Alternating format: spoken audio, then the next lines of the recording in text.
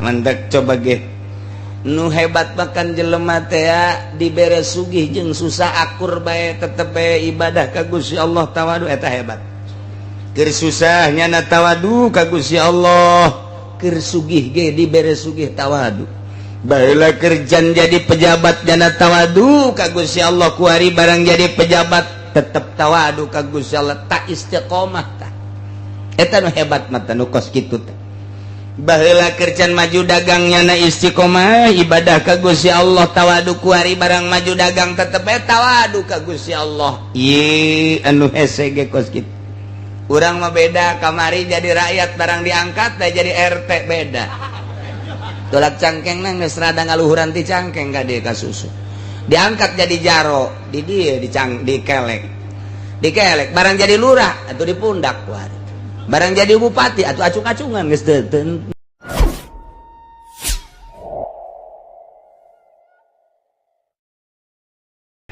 Kafir-kafir Mekah, bangsa-bangsa Arab saat eta buang kawarah luar biasa. Dilelesan ku dilelesanan aku Kangjeng Nabi. Rada dikerasan saeutik, wah nyiksa.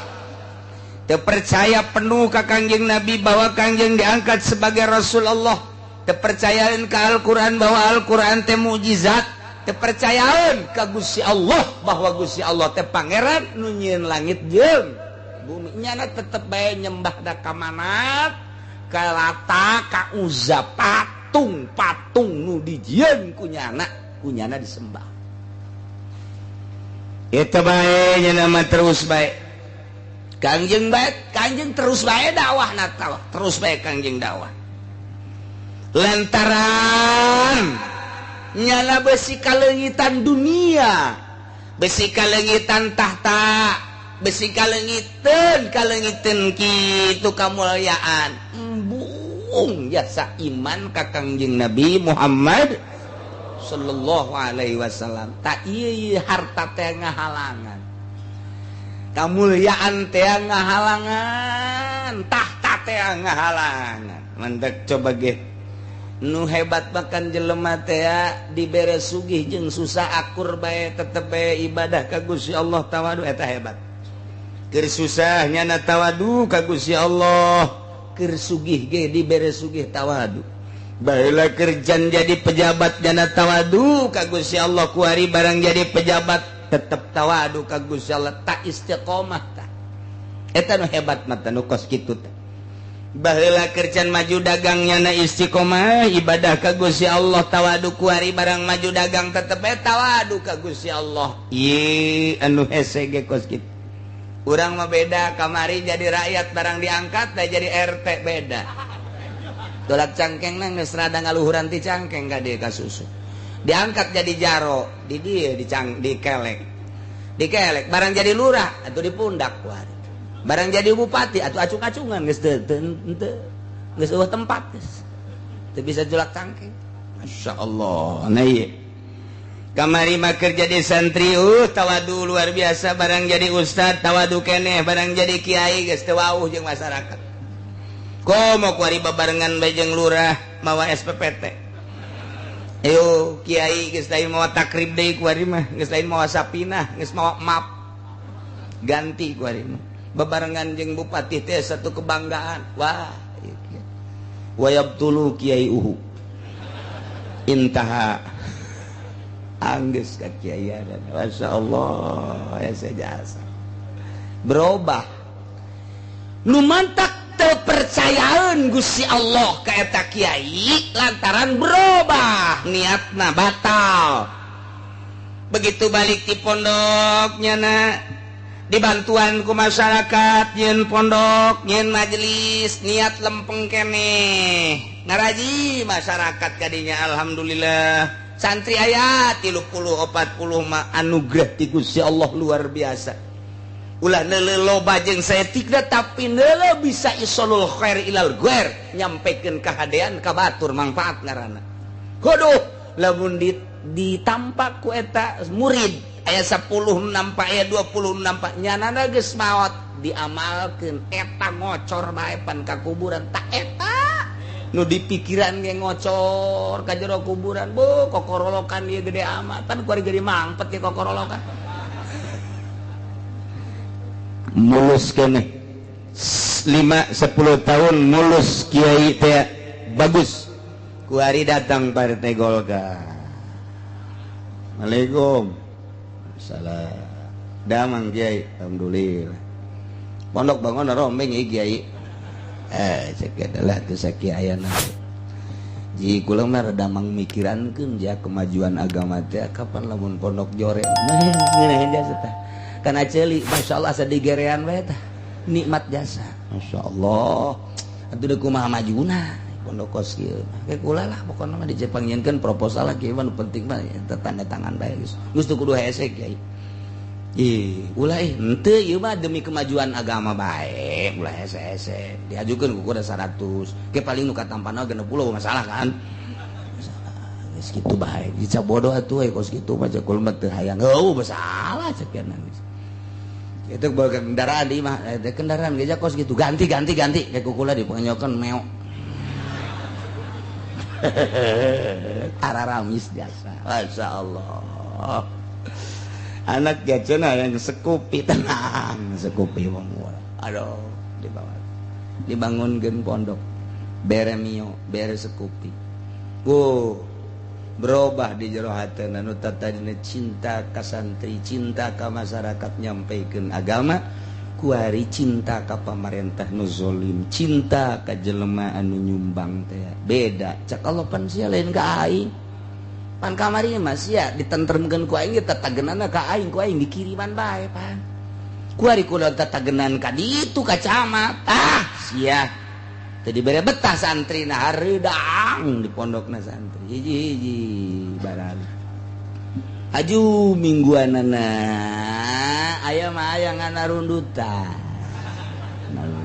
marepel tinggal 5 hujan gede teu ngaji beres ai baheula mah jah hujan ge ngaraji beta masyarakat belaan make payung naon eta lantaran kolbuna mailul kolbina berubah kamari mah cinta ka Allah bener-bener ngaluhurkeun agama kuari mah cinta proposal diantepkeun ku Allah kamari ku aing diurus ya lantaran sia ka aing kuari mah sia ka camat tuh datangan ku sia camat mun disompralkeun teh ngomong kos kitu. Masya Allah acak-acakan tah ieu ahli Mekah teh geus eueuh bae aji ka Kangjeng Nabi teu percaya ka Kangjeng Nabi buang kawarah luar biasa malah deuk kabunuh Kangjeng Nabi dipimpin ku Abu Jahal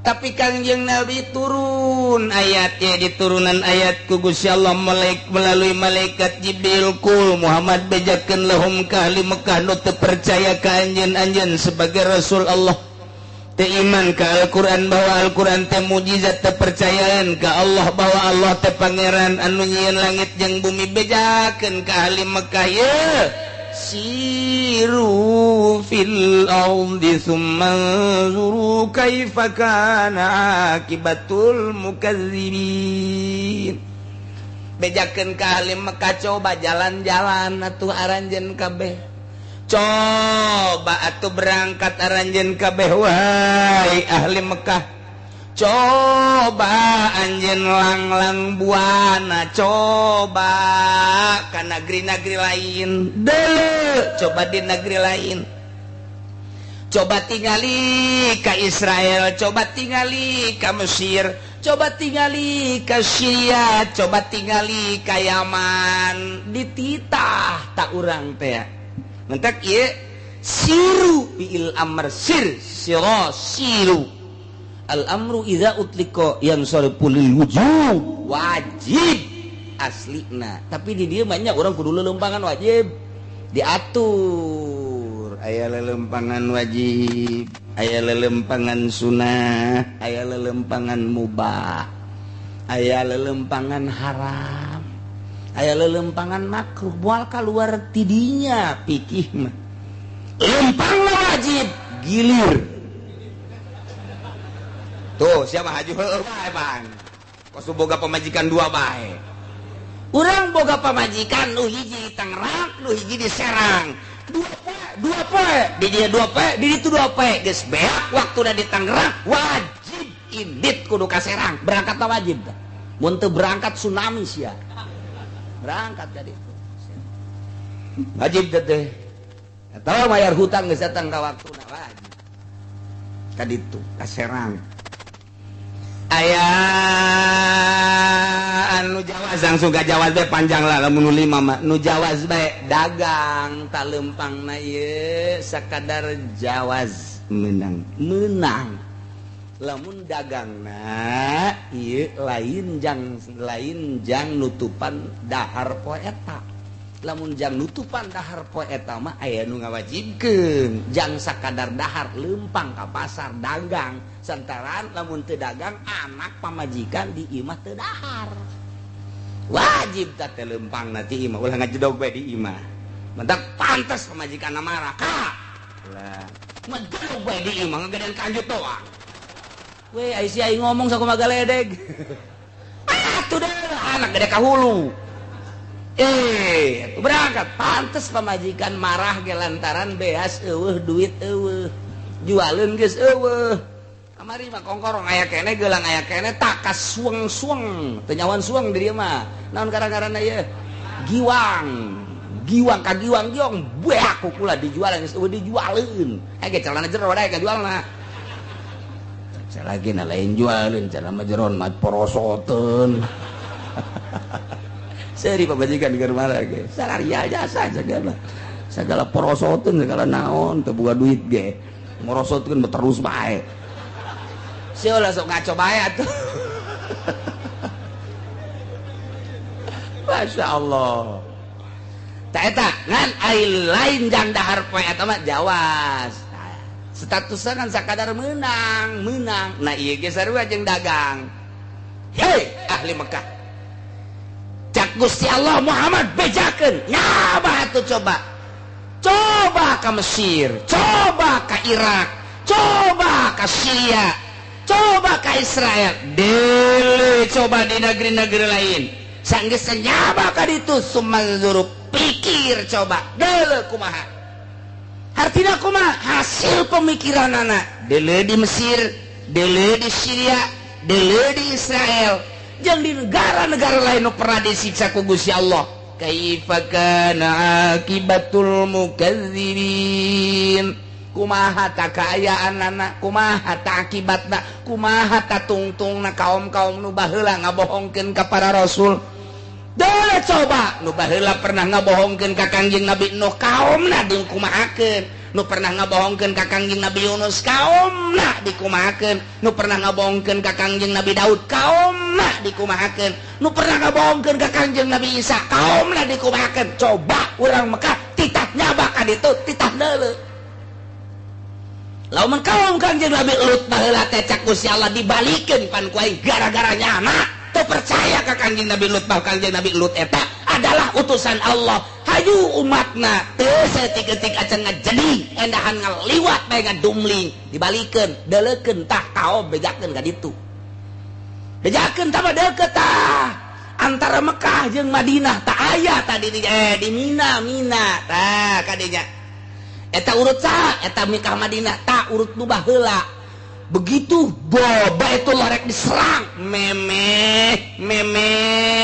pasukan gajah baheula ge deuk aya nu nyerang Baitullah dihancurkeun ku Gusti Allah dibalikeun dunia penon taneuh teh deui coba tuh di Mesir baheula di zaman Kangjeng Nabi Yusuf disiksa kaumna deuleu coba titah berangkat ka ditu ayo bejakeun dibejakeun ku Kangjeng Nabi wahai ahli Mekah coba tingali ka negeri-negeri lain menjelajah atuh jang modal aya coba geus datang ka ditu kumaha kaayaan kaum-kaum nu baraheula nu ngabohongkeun ka Kangjeng Nabi ngabohongkeun ka rasul-rasulna pan eta teh min hilakihim bil azabi dirusak disiksa nu dikerem bae aya nu dihujanan bae aya nu dianginan bae aya ku Gusti Allah nah iyalah lihat tabiru supaya ahli Mekah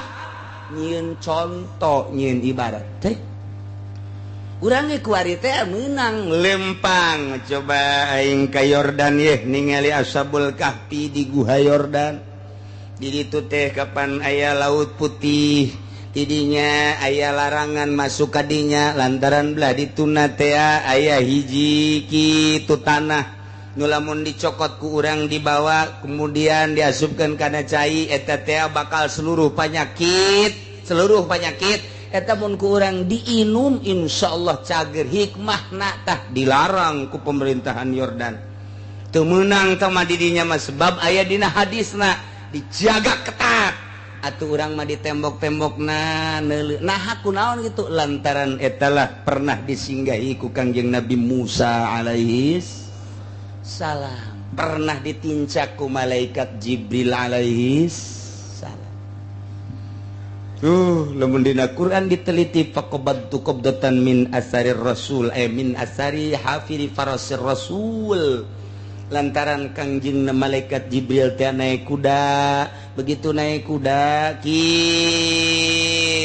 kadeuleu unggal lain naik kuda malaikat Jibril ngarupa kuda unggal nincak jadi jara di tina taneuh kumaha bae jara di kitu jukut dan lain sebagainya berarti aya maul hayatan.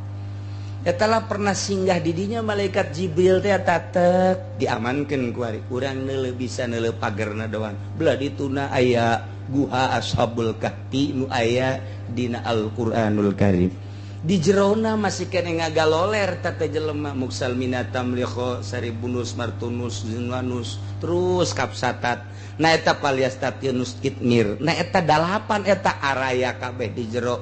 Buukna konon kuari mun kuari dibuka, ye dideuleu eta buukna geus 3 kali lipat panjangna ti jelemana. Namun jelemana aya sameter 70 eta buukna geus 3 kali sameter 70. Atuh tah mah lamun urang deuleu kitu paeh urang teh. Pajar kuntilanak eta mah.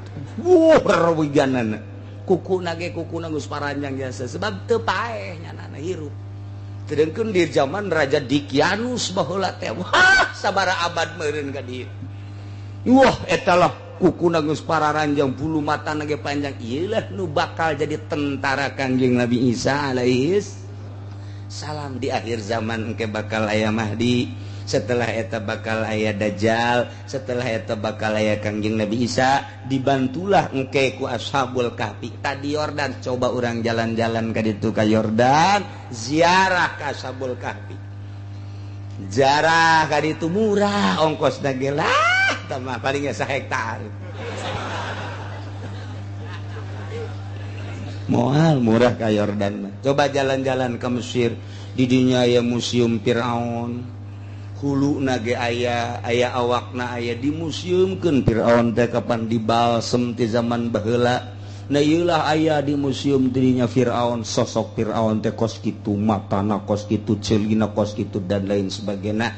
Jalan-jalan ka Misra, amis di jero. Tuh dirinya. Jalan-jalanlah ka Israel, bangkawarahna Yahudi Israel. Urang dina Al-Quran ya Bani Israil ya Bani Israil ya Bani Israil aya sabaraha Bani Israil teh dijelaskeun Yahudi Israel neuleuh urang ka karakter Yahudi coba neuleuh coba ka ditu ka Cina baheula teh Kangjeng Nabi ka Jepang Kangjeng Nabi Nuh konon nyana teh dikerem teh di Jepang deuleuh coba ka Turki terus neuleuhan umat-umat nu baheula disiksa ku Gusti Allah.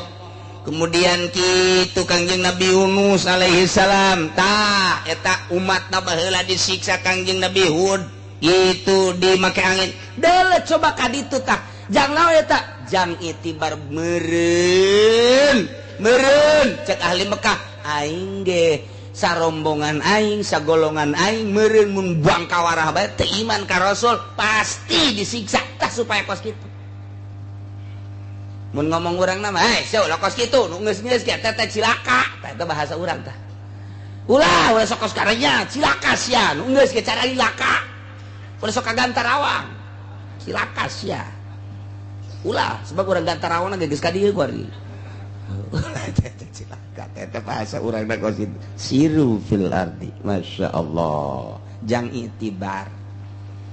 supaya orang ulah nurutan kaum nu baheula nu disiksa ku Gusti Allah Subhanahu wa taala.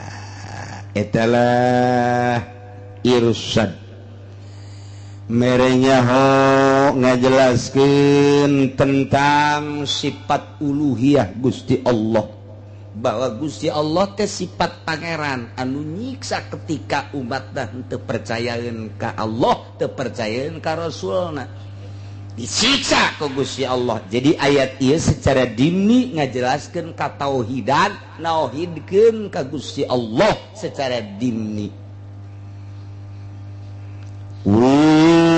Liman ma fis samawati wal ard, ucapkan ku anjeun Muhammad kalimat eta boga saha ma fis samawati wal ard, langit katut esina bumi katut esina bejakeun eta teh milik saha kitu?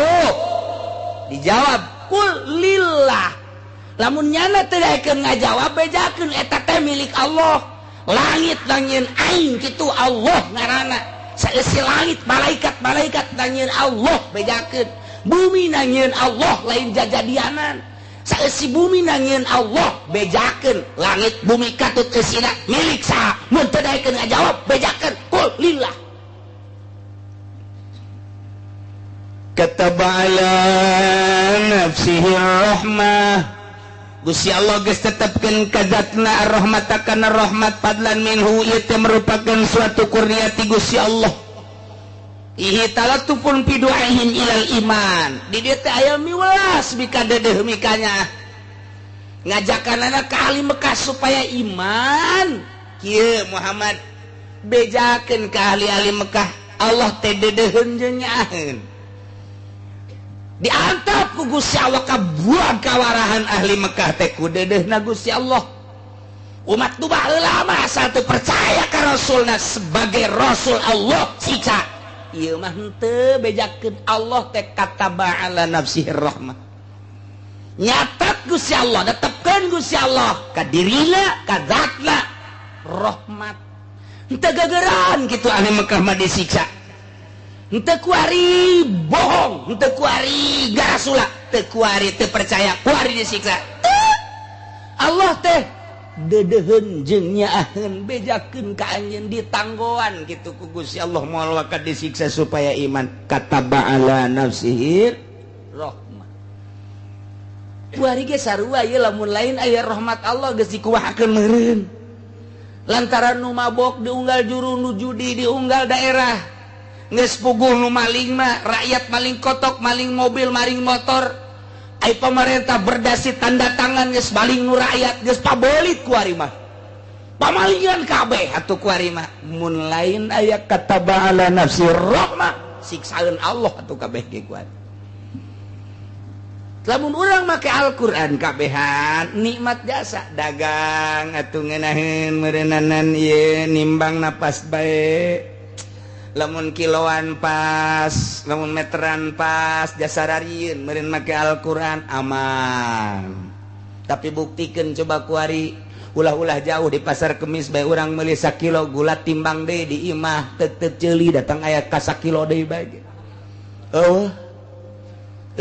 Lantaran urang nyaho dedegan 1 kilo mah asana sakitu tah barang meuli urang 1 kilo sagede peureup.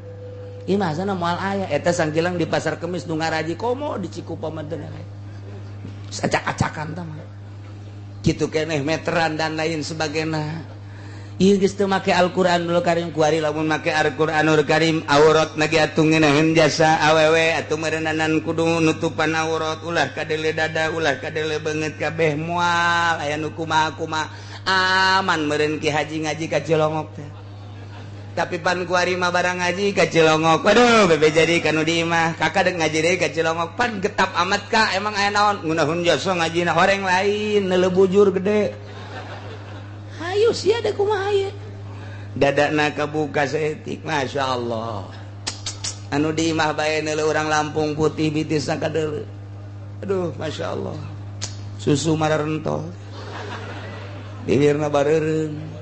Ieu teh auratna. Mun jelema nuturkeun Al-Qur'anul Karim aman. urang lempang ka jalan atuh nyeuleus sakumaha barong bae geus kitu tuh. Masalah aja. Aju awena ge embung kalaluar di ari mah bae mun make Al-Qur'anul Karim mantep jasa. Aman ya Allah ya Rabbi moal aya bahasa pornografi, moal aya fotografi. Mual ayat tete pornografi geus kabehan make Al-Qur'anul Karim nikmat luar biasa akibat teu make Al-Qur'an kieu lah kaayaan bangsa jeung nagara kitu keneh atuh ayeuna mah di pabrik kitu keneh di instansi mun marake Al-Qur'an aman moal aya huru-hara akibat teu make Al-Qur'anul Karim kos kieu lah keberadaanna kabeh nyaritakeun kacau balau kabeh nyaritakeun rusak kabeh nyaritakeun teu aman atuh berarti siksaeun Allah ngan untung bae Allah kataba ala nafsihi rahmah Allah nyieun rahmat 100 diturunkeun hiji ka dunya nu 99 ditunda jang engke jaga di yaumul kiamah hiji rahmat bae oge ceuk Sulaiman ieu prawina hiji rahmat bae ge ieu bisa adik jeung kakak dede bisa pamajikan jeung salakinya bapak jeung anak bisa luar biasa ridona kitu keneh jeung babaturan jeung tatangga mau ge teu daekeun ngadahar anakna ieu rahmat hiji bae ge diperbutkeun ku kabehan karasa ku urang kabehan komo engke meureun 99 deui engke dipending jaga di mahsyar asana bangsa non gitu ngaranna kasalahan sautak saeutik mah alah geus cak Allah sorga 99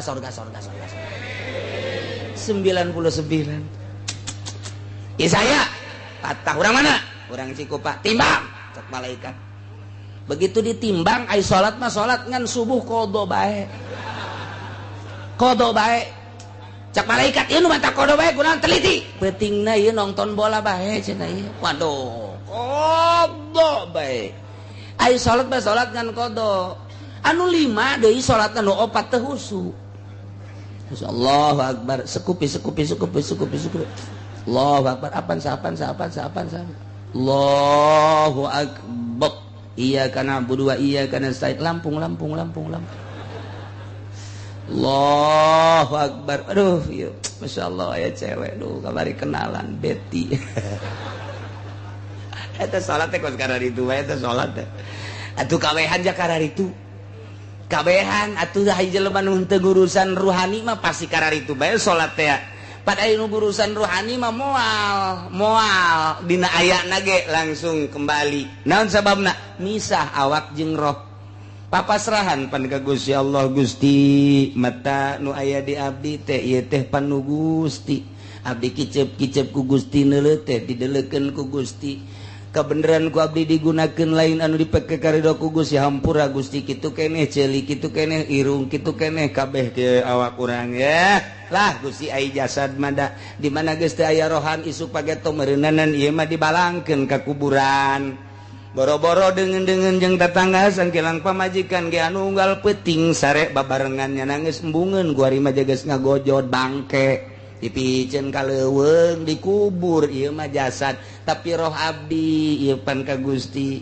nah ieu roh abdi teh panu Gusti asal ge ti Gusti kuari ge diatur ku Gusti dek dikagustikeun bae nu mantak abdi teh dek nurut bae ka Gusti kumaha parentah Gusti tah lamun geus kos kitu coplok roh jeung awak geus bisa hihiberan nalika salat ge roh mah hiber ka sekupi Allah eta mah nafsu ngaranna tah lamun geus bisa kos kitu tah naon eta parabotna hiji ulah resep dunia ulah resep bahasana ge tinggalkeun ka resep kana dunia ulah ngudag-ngudag dunia cirina teu ngudag-ngudag dunia tanda teu resep kana dunia cenah aya di lembur ge teu ngudag-ngudag dunia bengek tah mah lain teresepeun geus teu daya teu upaya tah mah lain deui tah mah kos kitu kadua ka makhluk ulah aya di jero hate teh aya makhlukan ulah aya jelmaan di hiji Allah nu katilu nafsu nu kaopatna setan ulah aya geus lamun geus lempeng eta takakarak mantep salat Allahu akbar Allah nu maha agung kaagungan Allah kabayang nyieun langit nyieun bumi katuteusina dadamelan Allah akbar Allah teh kebelah ditu dajin sorganya neraka saha nu bisa nyeun sorganya neraka akbar Allah teh urang teh ti eueuh ka aya kuari geus aya diurus akbar Allah teh kuari pengurusan Allah kasim kuring ka kaula keur salat lain abdi nu salat teh ja Gusti ieu teh Allahu akbar nikmat salat khusu kakara khusu mentek Mama Bakri mah budak coba talagudag sia memeh salat zuhur titah talagudag budak hayo numbat dak didudak nyana salat Allahu akbar lek teu kadenge nu talagudag ku husu-husuna salat nu talagudag budak sakitu embatna teu kadenge husu jasa ta salat mantak Sayyidina Ali titah jambut pedang engke bae lamun kula keur salat cabut eta pedang panah teh teu karasa beres salat teh pedang kurang tadi cabut entos tuan teu karasa urang mah kureungit yang encan nyoco can naon geus bingung jauh jasa urang ka Gusti Allah regit maghrib salatna di sisi masjid di kaca kabeneran aya liwat ngalirik aduh celi lain ngadengekeun imam nyana ngalirik waduh itu lempang na mantep awas aduh salat kos kitu jasa tah nanti kayak ditimbang pan eta jore tah salat tah jore malaikat lapar ke Gusti ieu jore salatna naon ka joreanana padahal mah Gusti nyahoeun ngananya tetep tama etika sidang. Nah, iya baca kodo bae. Kodona kurang nonton bola, tapi salat tu sajana teu usu. Teu kata suusuan naon, neulekeun bujur bae nya salatna. Cak malaikat teh. Aju naon deui? Atuh beres we cenah ieu mah salat mah salat. Geus aing lantaran nyimpen rahmat 99 kasorgakeun bae. Masyaallah. Asana begitu husu bae. Asana begitu husu. Guys lah pokoknya aing tenang cenah ngaji poe kamari mah geus teu kudu husu ku rahmat Allah mantep jasa ai teh dibejakeun ja emang kos kitu ieu mah matak nu ngeunah dibejakeun ngeunah nu teu ngeunah dibejakeun teu ngeunah ieu tak keur carita kataba ala nafsihir rahmah Salman nyaritakeun seperti eta jiatun matak asal daek ngaji salat sorga ngan dihandeup heula moal haju diasupkeun angel nanti tekan neraka doang dihareupeun bae ditanya ke malaikat hei boga kunci encan boga di dinya bae nan nyen tenda bae cek malaikat teh masyaallah na ila kataba ala nafsihir rahmat bejakeun Muhammad Allah tegas tetepkeun kana rahmat boga 99 gitu nu baheula asal buah kawara teu percaya ka rasulna nentang ka rasulna siksa langsung komo lamun nyana menta lah ulah sok loba omong rasul datangkeun siksa teu kebal disiksa lah ulah sok loba omong rasul coba siksa disiksa pan ku aing lah Lut cek kaumna rasul Allah coba deuk kumaha coba kami siap disiksa ku aing tapi aing ka umat anjeun mah cek Gusti Allah kataba ala nafsih rahmah deudeuh jeung nya antepkeun bae heulanan moal waka disiksa di akhirat teh di dunia mah ke bae sugan bae nyanang ke di akhir hayat da bisa tobat kuari nyana jadi naon kitu ngaranna tukang bacok tukang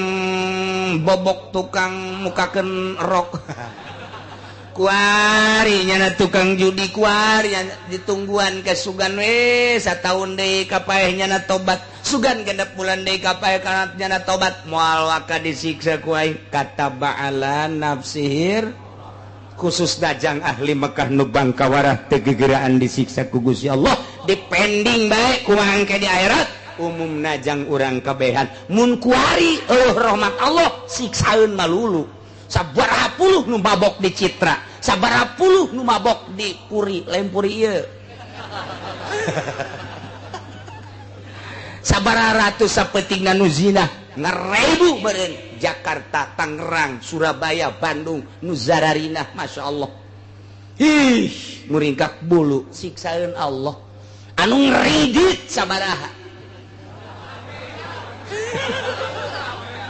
siksaeun Allah siksaeun Allah teh Masya Allah anu ngagunakeun bunga bang siksaeun Allah riba tapi ya Allah ya Rabbi tapi aya rahmat Allah teu gegeraan disiksa ulah ngeunah-ngeunah di akhirat engke disiksa lain berarti lah aya rahmat Allah ieu tenang bae ngridit ge lain kitu salametkeun diri urang saat batur ngridit urang mah henteu saat batur ngagunakeun bunga bank urang mah henteu engke mah engke nu ngaharamkeun bunga bank ge bakal dipersulit engke mah anu ngahalangan kana kredit ge dipersulit naon tekanan Amerika ieu teh sistem Yahudi perdagangan aya Indomaret aya Alfamart sistem Yahudi dipaksakeun di urang mengalahkeun rakyat leutik geus bae sabodoh rakyat padek dahar dek teu dahar sistem seperti eta kredit supaya sistem Yahudi nu aya multi terus dilaksanakeun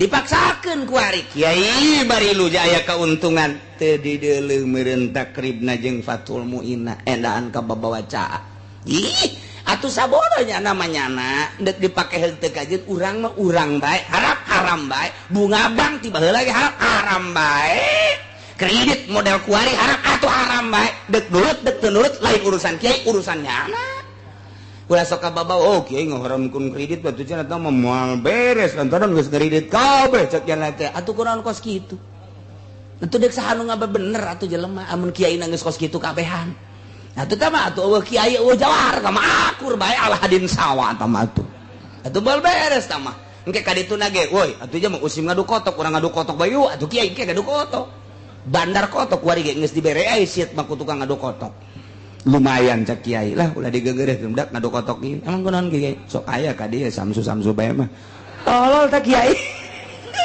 goblok tadi tak kiai aduh Masya Allah tapi emang geus kos kitu kaayana ulah sok lah antepkeun barudak ieu sakeun antepkeun lah teu ganggu ka urang urangnya nama urang teu kiai paneta mah haram tuh main gap lah biar main gap susah ngomong lah emang kunaon gitu lumayan apaan satu deuleu tuh si anu tah itu kunaon itu nya sok ngawak ka dieu gula kopi santepkeun bae lah main-main nyana ajo atuh kiai-kiai nu ngadar kopina deui hasil mah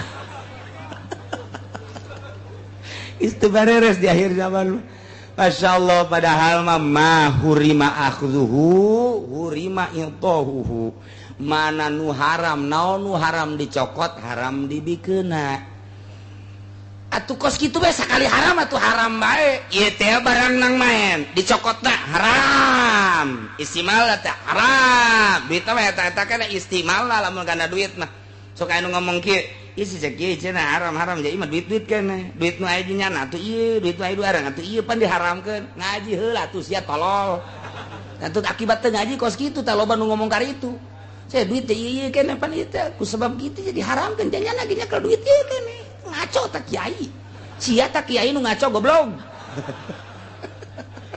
ayo teu ngaji hararese ngaji heula atuh ulah sok juga hukuman sorangan jadi istimalna deuleu tadi na usul fikihna geus ma hurima akhdhuhu hurima i'tauhu wa ma hurima talabuhu atuh hurima deui akhdhuhu nah anu haram di teanganana haram gitu dibikeuna atuh haram di teanganana nyogok haram menta disogok ke haram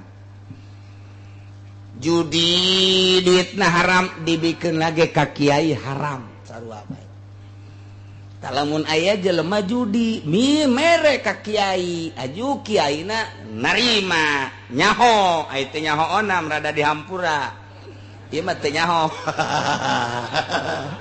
ieu teu nyaho bae heula lah atuh lah ngomong hararese jasa ieu mah keur teu nyaho tah masalah ieu mah nyaho eta teh hasil judi judi inum ku kiai di dahar ku kiai coba salat Allah cek paru yang amat ieu ngapain ngasan teu ngarina hini salat deh bensin 2 tak bensin tah 2 tak anu mantak kuari duit di pemerintah duit pajak haram pajak mah kabeh ge geus mutlak mah seluruh imam pajak mah haram dibikeun ka kiai pake salat ku kiai Allahu akbar tek ceuli teh lain cakula Imam Ghazali ngomong kos kitu Imam Qushairi ngomong kos kitu Syekh Abdul Qadir Al-Jailani ngomong kos kitu, deulekeun jelema nu bensina teu beres moal husuk kajen kukumaha. Mantak satungtung nyana cicing di pamarentahan kajen teuing ka mamana lalakonna tetep bae moal husuk bensina teu beres. Bensin teu beres moal kajen kukumaha. Bisa disumpah bisa jasa jelema husuk mah lain kos kitu. Cenah eta tarangna hideung, badug-badukeun ku sia kena hideung. Aing mah teh sieun kuno serem, henteu sieun kuno tarangna hideung, henteu saeutik ge, henteu tambahan hideungan ku sia pekan dia belum, teu gimbir. Naon sabab kadeuleu jasa lain kitu jelema khusu mah, lempangna ge geus kadeuleu, diukna geus kadeuleu, ngomongna geus kadeuleu, jelema khusu mah deuleu Gus Dur. Kula mah selalu nyele Gus Dur teh lainna naon nu kadeuleu ku kabehan. Ketika diuk tak leungeun di dieu teu robah-robah eta ahli thariqah mah kos kitu tak deun kieu bae cenah aju kikian kotek-kotek teh mah gayanya leungeun coba urang mah pan lamun diuk dia tuh leungeun ka mana bae ka ceuli ka irung atuh leungeun ngopepan artina lamun diuk keur teu ngaji di dieu ini mah kieu bae ngobrol kieu ngaji kieu eta teh hese hayang diuk kieu coba saminggu bae bisa kitu mun teu kurus ya. Ya teu deulekeun ya udah ku jeung mantap ku ahli thariqah kajen ahli thariqah kajen lu kumaha ge. Diuk da lain deui atuh boga jurus-jurus tersendiri. Mantap lamun aya diuk di dieu nganggang bae ieu na. Oh, cimacan berarti. Atuh kanyawan bae. Masya Allah kataba ala nafsihir rahmah la yajma'annakum ila yaumil qiyamah. Yakin Allah bakal ngumpulkeun ka aya renjeun kabeh ahli bekah khusus umumna kakabehan ila yaumil qiyamah tepikeun ka poe kiamat maksudna engke di poe kiamat ku ari mah moal disiksa cek Gusti Allah deudeuh jeung nya aing kena diantepkeun ka aya hiji dua modal kamari di Aceh aya hiji dua modal di Yogyakarta aya hiji dua Jakarta ka Kerem modal hiji dua eta majang itibar nu sejana bae ulah kitu atuh aing teh bakal nyiksa deui sia ieu teh kuari sabenerna mah tsunamieun gempaeun deui Tasikmalaya baheula masyaallah gunung Bitu walah luar biasa ambalayahna jelema datang ka dikawin-kawinkeun asal aya nu daek ngawin bae pan kula mah keur di Garut tarita. Begitu isuk-isuk dek ngaji isi loba lebu naon ye oh Gunung Galunggung ki isuk teh eueuh panon poe datang ka zohor datang ka asar poek bae kos peuting ngaji make lampu terus bae ngaji terus pake sakurudung samping bae lantaran terus lebu nah isukna rada saeutik wah ternyata geus mayak di cek kiai teh kasantriyu urang ngalayat ka ditu nyeun eta teh nyaon ngaranna nyeun lontong di imah nyeun lontong atuh santri mah atuh milu bae ka kiai geus pokona mah geus lain nu tsunami bae geus gunanya atuh santri berangkat ka itu maya krimbil di desa di masjid di balai desa di masjid di kecamatan lain sebagainya sedih. Eta teh mulai dibawaan ka Jakarta nu boga anak 5 nu parawan 3 dikawinkeun jeung saha bae di Jakarta jeung bos-bos nu bisa nganapakahan. Terjadilah seperti eta Tasikmalaya. Komun urang dang mah terutama emang henteu galunggung ya teh nya geus siap bae nangkarak geus siap bae geus terus. Jual murah kawin asal aya. Coba seperti eta sampai hati henteu silamun normal. Henteu sampai lantaran ieu dahar hese nu boga anak 7 nu boga anak 5 eueuh di jalan iwal ti eta dibawalah dikawinku di Bandungku di Jakarta terus ta eta teh jang itibar urang mah henteu kudu ka jauh-jauh coba bae nu tadi teh siru fil ardi wahai urang Tangerang coba berangkat ke Gunung Galunggung deuleu tu urut-urutanana cuman dulu kumane kaipakana akibatul mukadzibin kunaon eta make jeung disiksa Gunung Galunggung Bitu horenganan rentenir kelas kakap di dinya teh horenganan judi di Galunggung teh Masya Allah nu mantak dikos kitukeun ku Gusti Allah mun urang karyana urang ningali padang kamari kuari geus teu puguh sabaraha meter ka handap diambleskeun ku Gusti Allah kunaon eta urang padang atuh geus ganyahoan ku urang di padang kos kitu geus lain rahasia deui judi mabok renten geuti teh dataga kuari geus teu puguh di mana-na sabaraha geus jadi tulang belulang tah eta teh coba ka ditu tah ieu urang mah teu kudu ka ditu ge atuh di televisi aya ieu tah padang tah urang nama di Cikupa tapi ieu pikiran keur di Padang melalui televisi urang keur ka Padang dimensi Padang melalui televisi urang kuari mah bisa lalakon ka dunia komo tah mah urang aduh muka di jero kamar weh laptop eta mah ke dunia maya apang-apangan mimiti neuleuh Kanada waduh neuleuh Inggris walah neuleuh deui ka ditu ka Timur Tengah balik deui kuari ka Jerman balik ka Jepang waduh modus da kapencet-pencet taranya ieu kapencet ieu mah pangahaja deuk kumaha Masya Allah lalakon lain ieu mah mantak sing ada beus boga anak di jero kamar bae ulah pajar husu belajar bebeja anak kula mah alhamdulillah cenah teu kaluar-luar kiai husu jasa geus boga uulinan cenah di jero eta teh keur nyaba ka dunia tolol sia teh keur acak-acakan tah di kamar bae ge geus embung teu dahar teu nginum ge nya geus wah keur di sorga cak kana kolotna katipu nu mang meulikeun kolot nu apeng-apengan anakna atuh kolot ge ka bawah tah mah kolot ka bawah tah eta kuari dunia teh seperti eta Masya Allah keur mejehna acak-acakan nyaba ka unggal nagara teu kudu naik kapal pesawat langsung melalui internet pencet geus araraya kabeh ge ieu lah nu disebut kitu era globalisasi informasi per detik ku urang kanyahoan kuari mah tinggal bisa na jeung tinggal bisa mukana mantak lamun aya jelema kuari dibere resep sorga jasa geus ieu sorga jasa tah di alam kuari dibere resepnya kalau kos itu geus lah ai mah kajenting disebut ortodok yang penting mah aing maca Quran bae maca sholawat ka Allah geus lah ibadah ka Allah aman geus teu kudu maca sholawat maca Quran nya mah cicing bae geus aman kuari geus teu kudu lantaran kuari mah asal boga bae nu kos kitu aduh keur ngaji ge itu idele oh ditunggu oleh si doi nu belah dia nanti to de jahe keur ngaji ge terus bae urang mah panaon gitu pepeta ka ditu anu lucu mah keur salat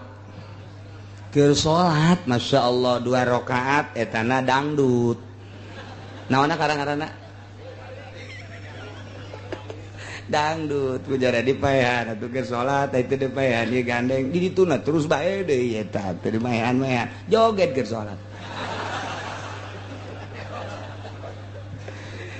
la yajma'ukum ila yaumil qiyamah Allah netekeun rahmat moal ka disiksa dede jeung nya ngajakan ka alim ka khususna umumna ka seluruh manusia nu aya di alam dunia engke bakal dikumpulkeun ku Gusti Allah ila yaumil kiamat tujuan liajili jazikum bi amalikum endek dibales amal-amal nu hade bakal dibales ka hadeanana nu goreng bakal dibales ka gorenganana la raiba fi daya kamang mangandei bakal seperti eta alladzina khasiru anfusahum ari jelema jeung rugi ngarugikeun kana dirina mah begitu diangsongan kana siksa teh fahum la yu'minun nyana henteu ari mana ieu keur di alam dunia na manehanana dicaritakeun dipingpilingan ku dosa dipingpilingan ku siksa ku neraka tetep bae nyana henteu iman ieulah jelema anu rugi geus aya catatanana jelema nu bakal rugi di akhirat mah kuari teu daekeun ngadengekeun wejangan-wejangan aya kiai teu daekeun ngadengekeun aya nasihat teu daekeun ngadengekeun aya mauizah teu daekeun ngadengekeun deket padahal majeng pengajian tapi nyana jauh bae kabatur teu ngadenge didinya teu ngadenge geus aya catatanana meureun eta mah rugi nurugi mah teu daekeun iman mun kafir nurugi mah teu daekeun nurut munafik berarti nurugi mah teu daekeun nurut ka kiai ieu lah geus aya sejuta kali dakwah rugi bae di dunia keneh nyana geus api lain ka kiai jeung ka ulama ieu lah alladzina khasiru anfusahum fahum la yu'minun teu iman ieu.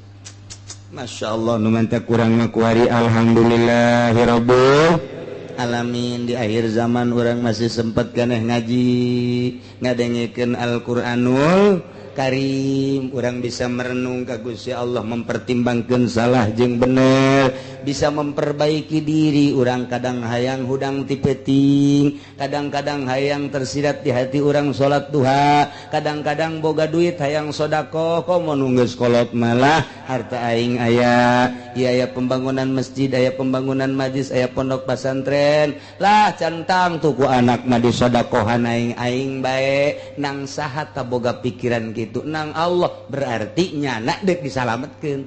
Mun urang boga harta loba kemudian teu daekos kitu berarti moal disalametkeun hisabeun Allah, berarti lantaran dunia mah halaluha hisabun wa haramuha iqabun. Gitu kene tingkah-tingkah urang, ucapan-ucapan urang. Lamun memang urang nak dibenerkeun ku Gusti Allah mah atuh dibere lurus bae, dek disalametkeun lurus bae. Dasar urang dek dirugikeun mah disalahkeun bae ka dituna. Hakikatna mah kabeh ge meunang Gusti Allah, nu mentak urang mun tayang ka Gusti Allah Subhanahu wa ta'ala. Mudah-mudahan urang dibere sehat wal afiat, dibere kuat urang ibadah ka Gusti Allah, dibere daek taat ka Gusti Allah, nurut ka Allah jeung Rasulna, nurut ka indung bapa urang, sehingga urang aya dina ridha Allah Subhanahu wa ta'ala. Wallahu masakana wallahu a'lam.